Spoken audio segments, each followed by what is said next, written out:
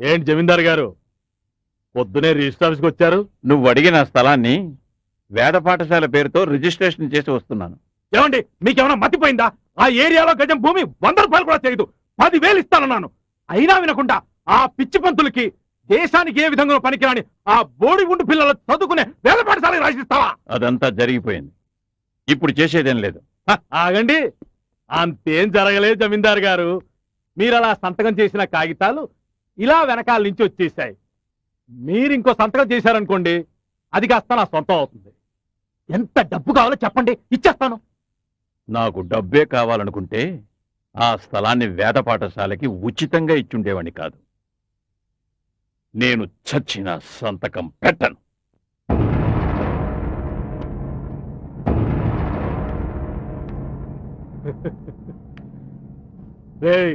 ఏసేంట్రా?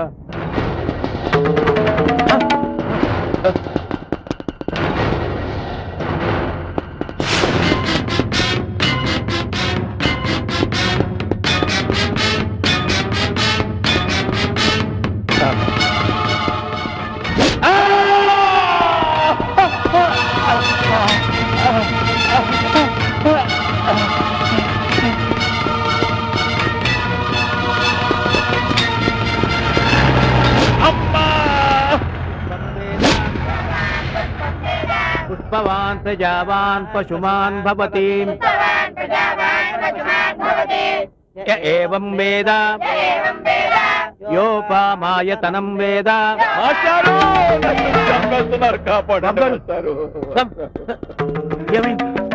రామసుబ్బారెడ్డి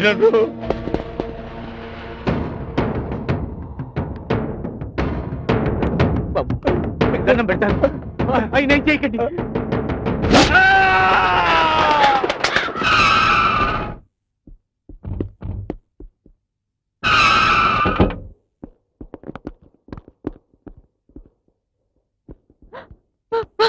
వివేక్, అమ్మా నాన్న చూడరా.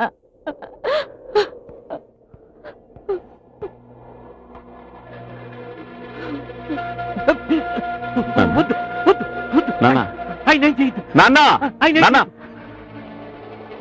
నేను నాన్న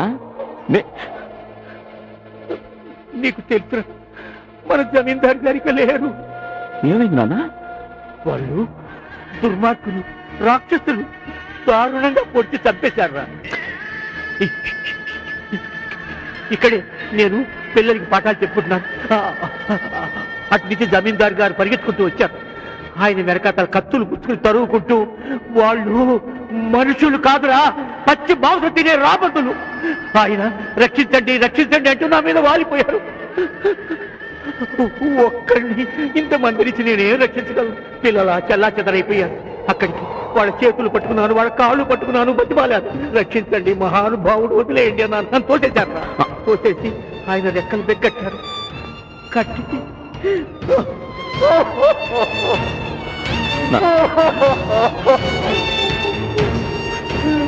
ఆయన్ని దారుణంగా చంపేశారు. కొన ఊపిరితో ఆయన కొట్టాడుకుంటూ రక్తసిక్తంగా ఉన్న చేతులు దాచి నన్ను రక్షించవయ్యా, నన్ను ఆసుపత్రికి తీసుకెళ్ళు, నన్ను బతికించమని బతిమాలాడురా. ఆయన పట్టుకుని అటు వచ్చేపోయే మనుషుల్ని, ఆ లారీల్ని, ఆ బస్సుల్ని అందరినీ అడిగాను, ప్రార్థించాను. ఎవ్వరూ నా మాట ఖాతరు చేయలేదు, నా అర్థం చేసుకోలేదు. ఆఖరి ఆకాశాన్ని అడిగాను, నేలను అడిగాను, గాలిని అడిగాను.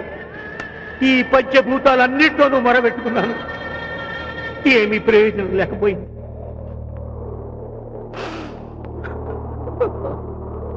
ఇక నాతో లాభం లేదని ఆయన చివరి శ్వాస పంచభూతాల్లో కలిసిపోయింది.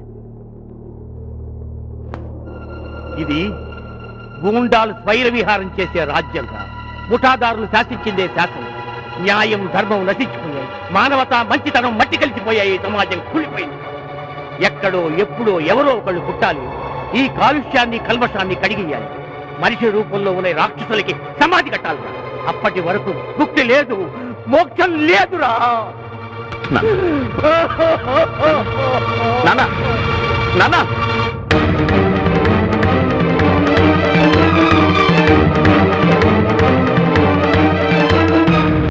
రామసుబ్బారెడ్డి, రామసుబ్బారెడ్డి, సిద్ధారెడ్డి ఎక్కడ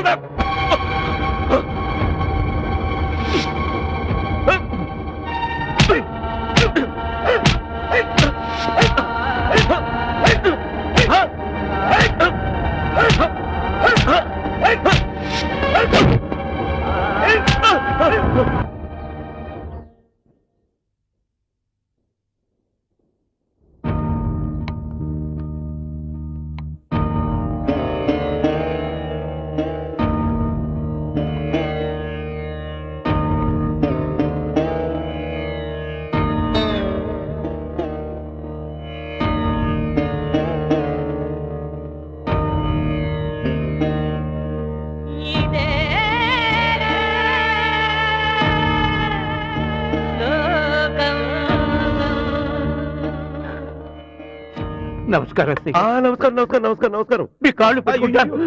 మీరు వేద పండితులు. తప్పు పంతులు, నిన్ను చూస్తా అంటే బాధ అవుతాడని.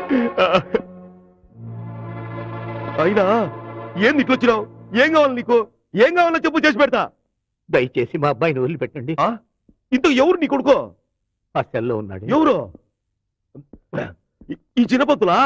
అయ్యో, అయితే ఇచ్చిపెట్టేసినట్టే పో. సంతోషంగా నాకు సంతోషంగా ఉన్నది. ఏరా పంతులో, ఈ సంతోష సమయంలో మనం పార్టీ చేసుకోవాలి. నువ్వు ఇయ్యొద్దు, నేనిస్తా. దీంతో మొదలు పెడదామా? తాగు పంతులో, నీ కొడుకుని ఇచ్చిపెట్టేసినట్టే. తీసుకో పంతులో, అబ్బా తీసుకో పంతులో. తాగు పంతులో, తీసుకో పంతులో. ఇది మీ దేవతలు కూడా తాగిందే. పట్టు పట్టు, తీసుకో పంతులో, తీసుకో పంతులో. నీ కొడుకుని ఇచ్చిపెట్టేసినట్టే.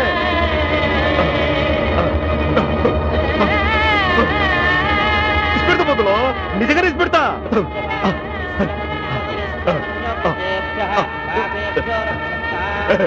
వస్తాం కదా, చేయది ఉన్నది కదా పంతులో.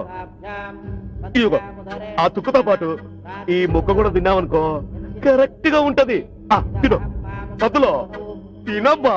నీ కొడుకు పెట్టేసట్టే. పంతులో పంతులో, నీ కొడుకు పెడతాలే. తిను తిను, తీసుకో పంతులో, తీసుకోబ్బా. తీసుకో తీసుకో, కరెక్ట్ గా ఉంటది. నీ కొడుకు తీసి పెడతాలబ్బా. తిను పంతులో, తిను తిను.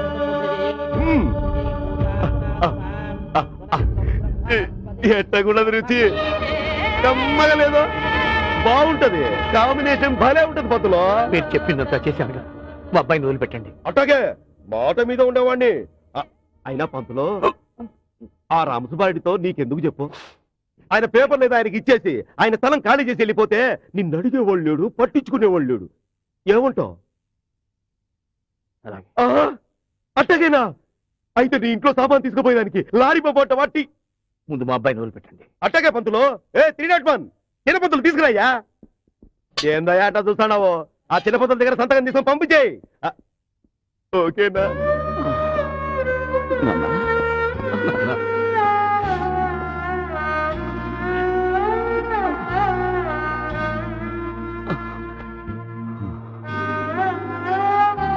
ఏం పంతులో, చుక్కేసినావు, ముక్కే తిన్నావు. ఇంకేమైనా కావాలనిపిస్తే ఫోన్ కొట్టు. చిటికెలో చిటికెలో. పంతులో, మాట ఇచ్చినావు, మాట మీద ఉండాలా?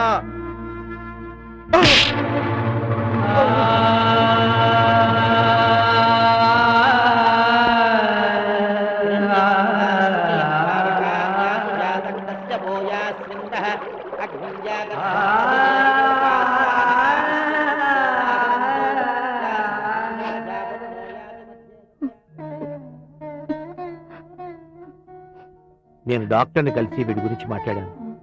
జాగ్రత్తగా ప్రయాణం చేస్తే మరేం పర్వాలేదన్నారు. నువ్వు ఈలోగా సామాన్ సర్దేస్తే ఉన్నట్టుండి ఎక్కడికి నాన్న ఈ ప్రయాణం? ఈ ఊరిని, ఈ మనుషుల్ని వదిలి వెళ్ళిపోతున్నావు. ఆ గోదావరిని, ఇంటిని శాశ్వతంగా మర్చిపోతున్నావు. అంతకంటే నన్ను శాశ్వతంగా మర్చిపోలేరమ్మా? వద్దురా, జరిగిన శుభాలు చాలు. మీ నాన్నగారు చెప్పినట్టు మనం ఈ ఊరు వదిలి వెళ్ళిపోవడం అందరికీ శ్రేయస్కరం, శుభం. అమ్మా, పోలీస్ స్టేషన్లో నాన్న నా కోసం తన ఆత్మగౌరవాన్ని తాకట్టు పెట్టినప్పుడే సగం చచ్చిపోయాను. ఈనాడు ఆయన తన ప్రాణానికి ప్రాణంగా చూసుకుంటున్న ఈ వేద పాఠశాలని, ఈ పిల్లల్ని ఎలాగైనా నన్ను దక్కించుకోవడానికి పణంగా పెట్టడం చూసిన తర్వాత కూడా నేనింకా బతికుండగలనా అమ్మా? వీల్లేదమ్మా. ఈ గోదావరిని ఎవ్వరూ ఎలా కదపలేరు, ఈ ఇంటిని మన నుండి ఎవ్వరూ కదపలేరు. ఇక్కడ రోజు వినిపించే వేద ఘోష ఏనాటికి మూగబోదు. పోనివ్వను. నమస్కారం పెద్ద పంతులు. అయ్యో పాపం, బిడ్డ పప్పప్పు అయిపోయాడు. కడుపు తరుక్కుపోతుంది. చాలా సంతోషంగా ఉంది. మీరు ఈ స్థలం నాకు సొంతం చేస్తున్నందుకు. ఇవాళ దశమి. ఆ కాగితాలు ఏవో ఇప్పించేస్తే ఏం బిడ్డ? అలాగే నాన్న, ఆ కాగితాలు వాడి చేతికిస్తే నా మీదొట్టే. నాన్న, మళ్ళీ చెప్తున్నాను, ఈ స్థలం అన్యాక్రాంతం చేస్తే నన్ను చప్పుకు తిన్నట్టే. ఏం బిడ్డ ఇలా ఒట్లు గిట్లు పెట్టి ఆ పిచ్చ లాకింగ్ లో పెట్టావో, ఈ స్థలంతో పాటు మీ అమ్మని నీ అయ్యని కూడా నా సొంతం చేసుకుంటా. తీసుకురావే కాగితాలు.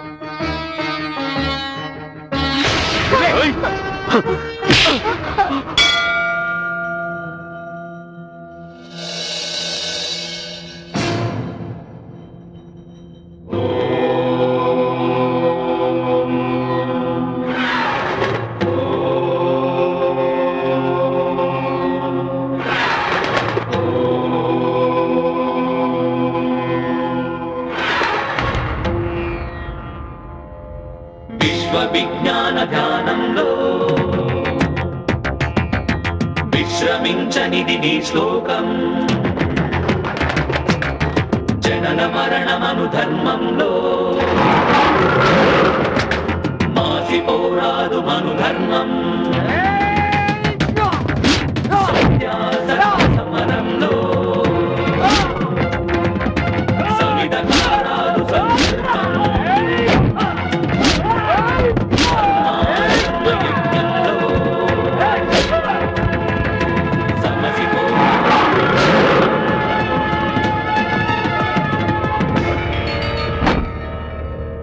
హ్యాపీగా హ్యాపీగా అది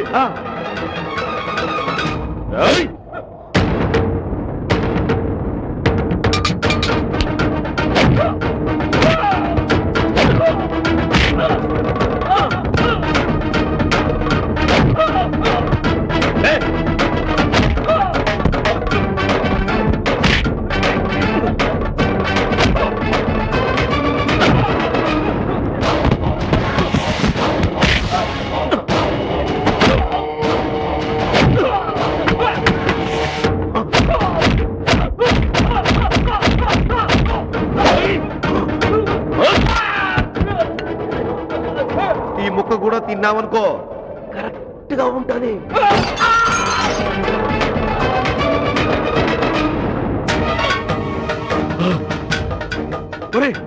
కాలిఫోర్నియా వాళ్ళ నాన్న గుట్టే దెబ్బలకి వివేకానంద శర్మ పరశురాములాగా మన ఇంటి మీద పడి దొరికినట్టు నరికేస్తున్నాడు.